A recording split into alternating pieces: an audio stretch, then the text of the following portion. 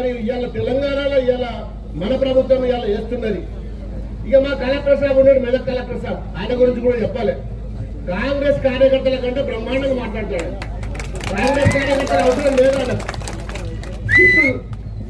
గాంధీ భవన్కి వెళ్ళి స్క్రిప్ట్ వస్తాడు పేపర్ మీద రాసి, కలెక్టర్ సాబ్ చదువుతూనే ఉంటాడు. కానీ ఆ చదివేటప్పుడన్నా నకల్ మారేతో హకలరాయన అన్నట్టు కనీసం పూర్తిగానే చదవడం.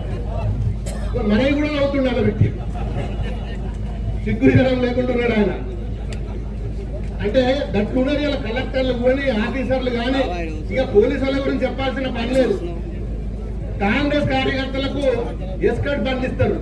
మేము ఎమ్మెల్యే గెలిస్తే మాకేమో లేదు, కాంగ్రెస్ కార్యకర్తలు పోతే కుయా కుయా కుయా అనుకుంటా ఊళ్ళలో ఎస్కట్ బండ్లు తిరుగుతున్నాయి. ఇవాళ మరి ఎమ్మెల్యేలకు గతి లేదు.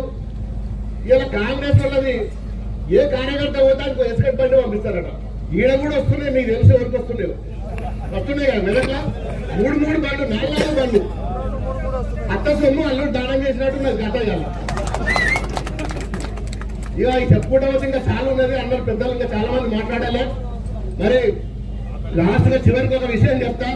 ఇవాళ మల్లన్న సాగర్ లా కొద్ది గొప్ప ఇంకా 10 టీఎంసీలు నీళ్లు ఉన్నాయి.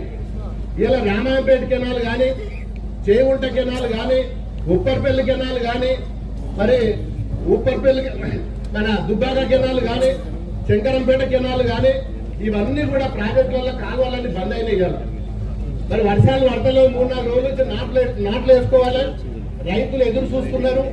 మరి నేను వారం రోజుల నుంచి అడుగుతున్నా,